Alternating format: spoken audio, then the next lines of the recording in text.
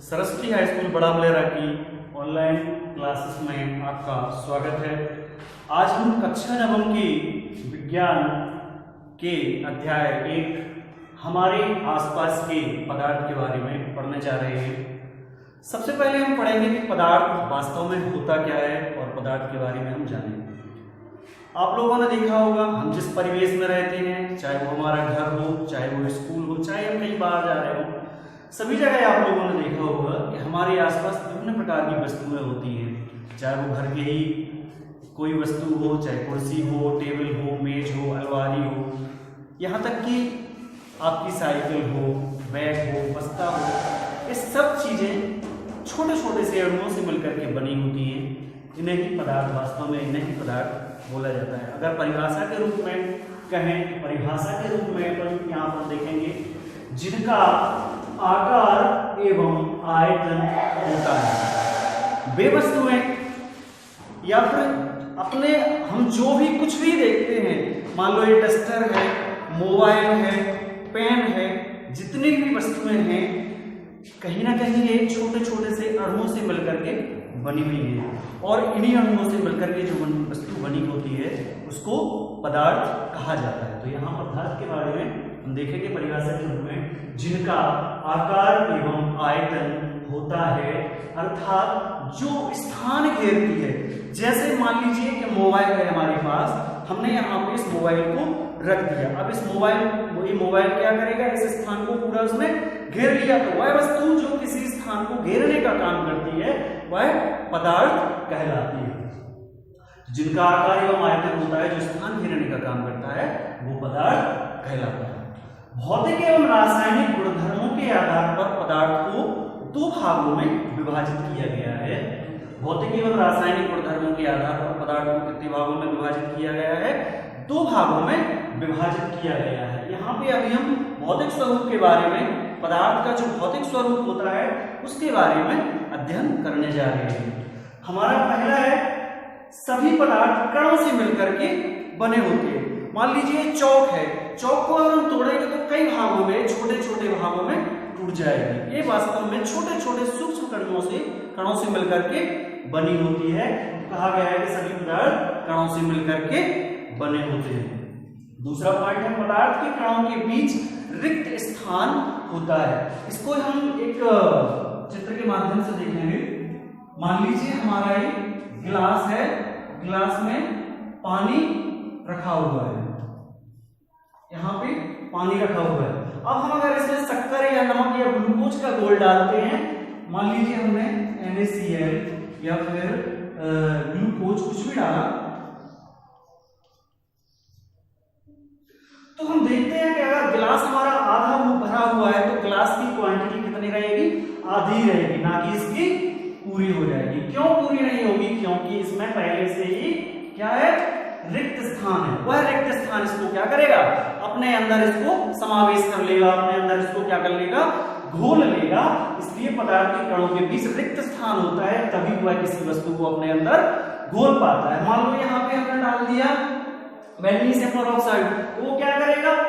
अपने आप उनका जो कलर होता है वो क्या कर लेगा? कलर के कारण पूरे गिलास के पानी को रंगीन कर देगा और पूरा इसमें क्या हो जाएगा?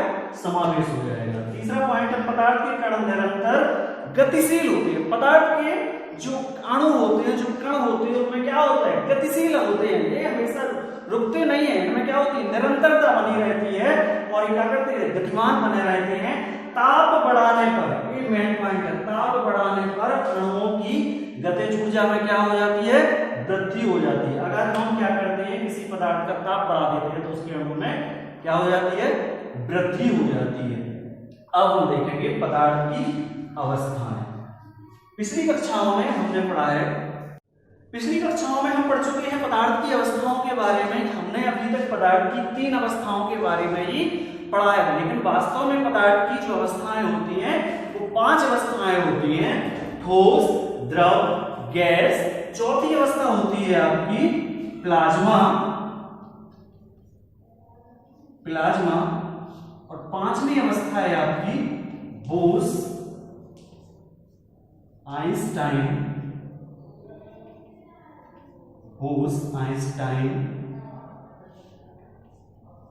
कंडेंसेट। अभी प्लाज्मा फ्लोरोसेंस कंडेंसेट के बारे में अभी आगे पढ़ेंगे हम। ठोस अवस्था, ठोस अवस्था क्या कहलाती है? ठोस अवस्था वह अवस्था कहलाती है जिसका आकार, आकृति, रंग एवं आयतन निश्चित हो। जिसका आकार, रंग, आकृति क्या हो? निश्चित हो, वह अवस्था ठोस अवस्था कहलाती है। जबकि द्रवों में इसके ठीक विपरीत होता है। द्रव का रंग, आयतन, आकार निश्चित नहीं होता है, लेकिन इसका केवल आयतन भर निश्चित होता है। द्रव का अपना कोई रंग नहीं होता है। जैसे पानी है, पानी में अगर अपन कोई भी रंग मिला दें, तो मान लीजिए अपन शरबत बनाते हैं, तो शरबत बनाने में अपने कोई भी रंग डाल दिया, रूहअफ़ज़ा डाल दिया, कुछ भी डाल दिया, तो इसका रंग ले लेता है। पानी का अपना कोई रंग नहीं होता है। जिस भी बर्तन में अपन पानी को डालेंगे, मान लीजिए ग्लास है, ग्लास में अगर पानी को डालेंगे तो वो ग्लास की आकृति ले लेगा। अगर किसी तस्तरी में या फिर किसी बर्तन में, मर्जमान में अगर डाल दिया, तो वो उसका आकार ले लेगा। तो इनकी आकृति, आकार निश्चित नहीं होती है, जबकि आयतन इसका निश्चित होता है। इसके बाद चलते अपन गैस पे। तो गैस में ठीक इसके जस्ट विपरीत होता है ठोस के। इसका ना तो आयतन निश्चित होता है और ना ही आकार, रंग निश्चित होता है। मतलब इसमें ना तो आकृति, आकार और रंग और आयतन इसका कुछ भी निश्चित नहीं होता है। आकार, रंग, आयतन निश्चित होता है, निश्चित द्रव में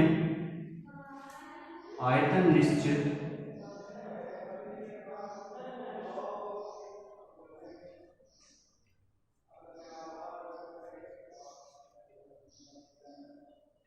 आकार,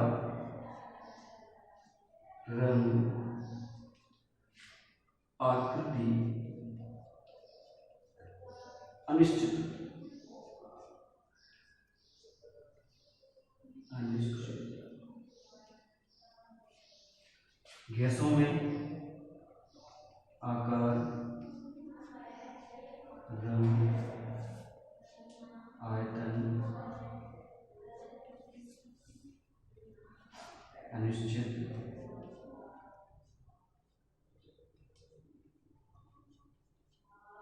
होता है। इसके बाद हम पदार्थ की चौथी अवस्था के बारे में पढ़ेंगे। चौथी अवस्था है हमारी plasma.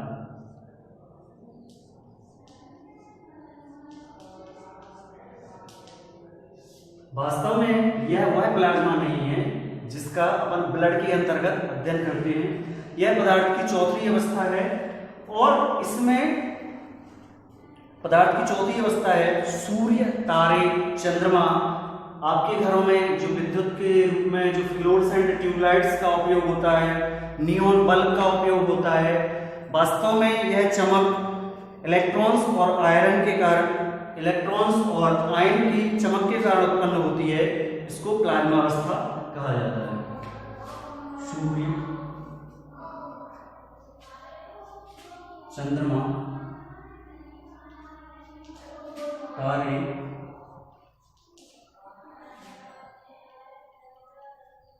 Fluorescent tube, neon bulb,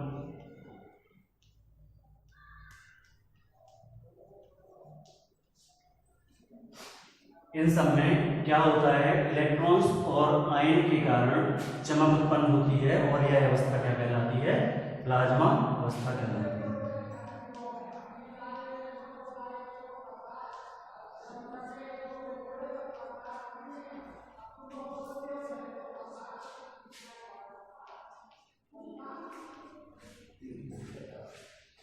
चमक उत्पन्न होती है।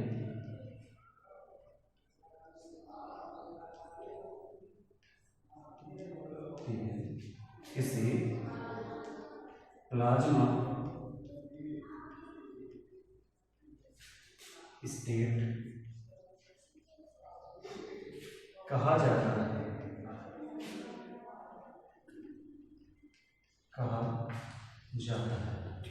इसके बाद अपन पदार्थ की पांचवी अवस्था के बारे में पढ़ेंगे। बोस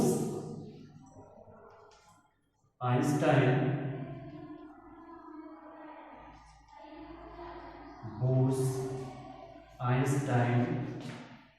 कंडेंसेट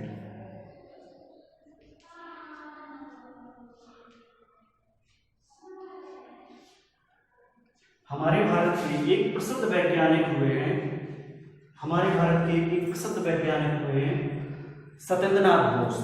उन्हीं के नाम पर इस अवस्था को रखा गया है, बोस आइंस्टाइन कंडेंसेट। पहले समय में क्या होता था, आइंस्टाइन जो थे, आइंस्टाइन ने अगर किसी भी थ्योरी को पास कर दिया तो वह थ्योरी क्या हो जाती थी, पूर्ण मान ली जाती थी। अगर आइंस्टाइन ने कह दिया कि यह थ्योरी पूर्ण नहीं है तो वह कितनी भी महान थ्योरी क्यों ना हो उसको रिजेक्ट कर दिया जाता था।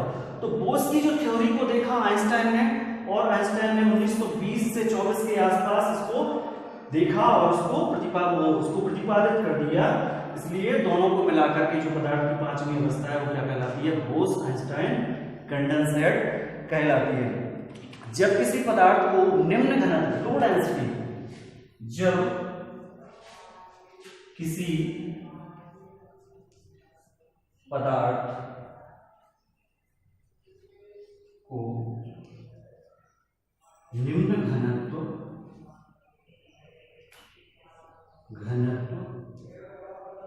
हम जानते हैं कि गैसों का घनत्व सबसे कम होता है, इसलिए कोई एक ऐसी गैस ले लेते हैं, गैसों में कोई एक ऐसी गैस लेंगे जिसका घनत्व सबसे कम होगा। निम्न घनत्व और निम्न तापमान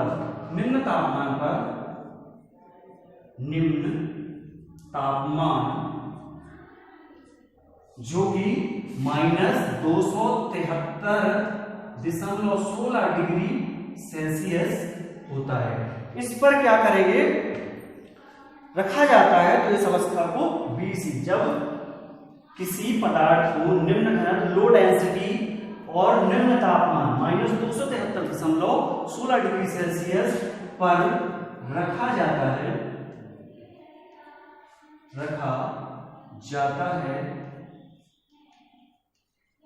तब जो अवस्था उत्पन्न होती है इस अवस्था को BEC